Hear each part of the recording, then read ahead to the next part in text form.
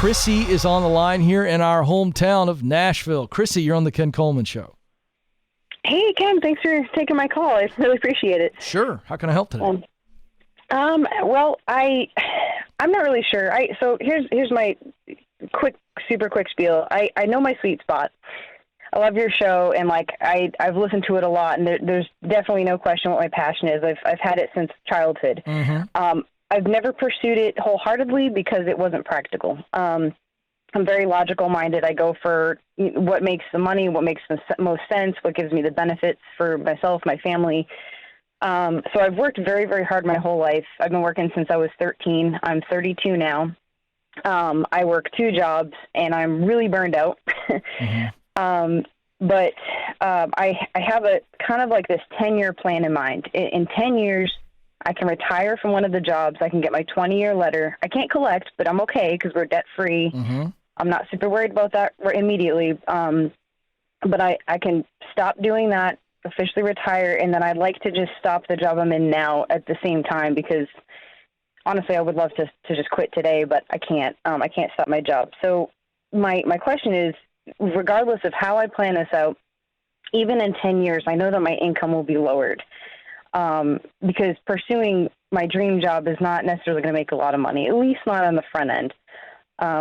Would it be just incredibly selfish to do that to my family? Even though my husband will be working at the time, I know that I bring in a pretty big chunk of our income, and I just feel really bad. I don't know what 10 years looks like, but even if we're debt-free, you know what I mean? I just feel bad. No. Just saying, hey, it's I not quit selfish. everything. No, it's not selfish. I mean, it's not selfish. You've talked to your husband about this plan, yes or no? Yeah, we've sort of. It's not super detailed or fine-tuned yet. But, No. You're being too technical. You've talked to your husband about this idea. Yeah. And you've talked to him about this timeline. Loosely. We don't know what life's going to throw at us, but you've discussed this timeline. 10 years from now, I'd like to do this and pursue this. Has that been discussed? Yes. And absolutely. Is he supportive? He is, but I still feel guilty. Okay, hold on a second. Is he truly supportive, or is he just kind of supportive? I think he's a really good guy, and he would be truly supportive. I think okay, then stop. Yeah. So that's all. So it's all you. Yeah. I think this is an excuse. I think you're scared out of your mind. You've got this weird cocktail you deal with on a regular basis where you dream about this thing. You said at the start of the call that you've dreamed about this since you were a kid. This is something you've always wanted to do. And by the way, I'm on the edge of my seat, so we don't go another second longer. What is this dream? Oh, it feels so corny saying it. No, it isn't. See, that's the problem. Therein lies the problem. I'll get to that in a second. What is this thing? What is it? Oh, it's writing. I love writing, and I'm not terrible at it. I even have an agent. They just need to fix up my book, and I haven't done it yet. Yeah, you're scared. You're scared to death. You are frightful about putting this out there and being a miserable failure, and somebody going, your writing's awful, we're not going to buy your book. That's what you're afraid of. Yeah, okay, pretty much. No, I know that's exactly what it is. There might be a couple other minor fears, but they're all attached to that. And you cooked up in your head that the one reason why you probably shouldn't pursue this thing that you dream about and think about all the time, but you're scared to death of, is because the smart thing is to keep making good money because you make such good money now and keep putting your family in even better financial position. That's the smart thing. Only a selfish, egotistical narcissist would pursue their dream of writing. That's what you've cooked up in your head. Yeah. I know. Kind of how I feel. I know. How is it that I know that and I've never talked to you before? Third party sometimes is helpful. No, well, the point is I know it because it's just fear. Yeah. And so you've already got an agent, which tells me that you've done enough legwork. I also heard some confidence shine through the mask of fear. I'm pretty good at it, you said. And you know you are. And you desire to do it. So I would tell you that A, it's not selfish. And B, you better do it or your soul is going to slowly seep out of you. And the very people that you have talked yourself into, well, the smart thing, the loyal thing, the loving thing is for me to continue to work in a job that I don't love, to keep making more money for my family. You're going to end up resenting those family members and all the stuff you bought and all the security that you think you provided. You're going to resent that when you're 60, 70 years of age and you never pursued this thing that's been in you since you were a little girl. That's the reality. You ought to be afraid of that, not afraid of failure. So I'm telling you that there are words in you that are just begging to leap out of you. I wouldn't wait 10 years to start writing. There's no reason why you can't write at nights and weekends, or get up 3 days a week at 5 a.m. and write for an hour and a half. Get some kind of fun rhythm. Start publishing stuff under a pseudonym, or put it on Facebook, or do short versions on Instagram. Start testing your words. Put them out there. See how people respond. There's no reason why you got to wait 10 years to write a book.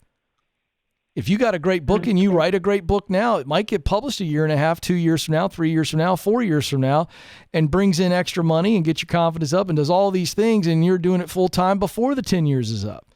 You have limited yourself to the point of truly painting yourself at a corner, and it's all coming from fear. None of it's based in reality.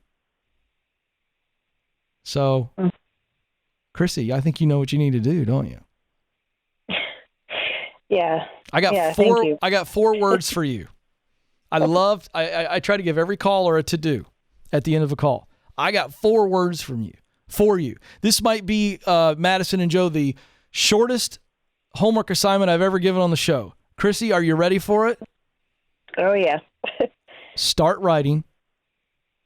Keep writing.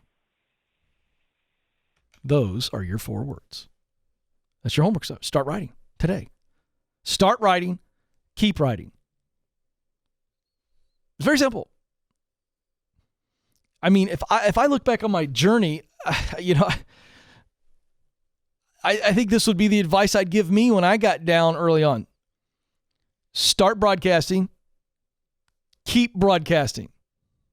Now, what does that mean? Well, it meant a lot of different things. Can you call doing high school football play-by-play on the internet broadcasting? Yeah. I think there's a case to be made, Joe, to take the word broad off of it and just call it casting.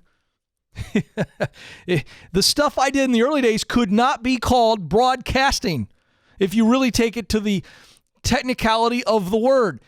Broadcasting means I'm casting to a broad audience. Well, let me tell you, in the early days, I was just casting. There might have been times where there was actually no audience. Let me brag on Madison Browder, my associate producer, who hates this. So she and her brother do a football podcast. What is the name of that? I'm going to give you some love. The Sibling Rivalry Podcast. You can get this wherever podcasts are listened to. This is a pure passion play for Madison. She's not trying to be a broadcaster. She's not. She just loves it, and her and her brother do it. You don't get hung up on how many people listen, do you? Yeah. Oh, 12 people? Yeah, it's the most she's ever had. 12 people. Can we just, if you love college football and you listen to the Ken Coleman Show, would you go give her a subscription and a download? Let's get her to 24, shall we? She's so embarrassed right now. But here's the deal. You do something because you love it, not how big it is. And if you want it, now she's just doing this with her brother because they love each other and they love college football, and so they like to get there and chat. Okay, so they do it. Now, if Madison wanted to grow that, her strategy wouldn't change, other than she might try to talk about it in different places more and be a little bit more, pro promoting it. But she'd still have to show up with her brother and do the show. If you don't do the show, nobody else is going to show up. You know the phrase from the legendary baseball movie with Kevin Costner, Field of Dreams. If you build it, they will come. That was the voice whispering to him from the cornfields. I would suggest to you that was his heart whispering to his brain. If you build it, people show up. Why in the world would I build a baseball field in a cornfield in Iowa? Because he's supposed to. That's why. So if you're supposed to do something, you do it. You don't worry where the people are coming from, where the listeners are coming from, where the readers are coming from, where the customers are coming from. You're supposed to do it. Do it. Figure out how to get the readers, the listeners, the customers after we do it. But some of you never do it because you're hung up on customers. Are they going to be there? Yeah, they'll eventually find you. But you got to do it. You got to commit to it.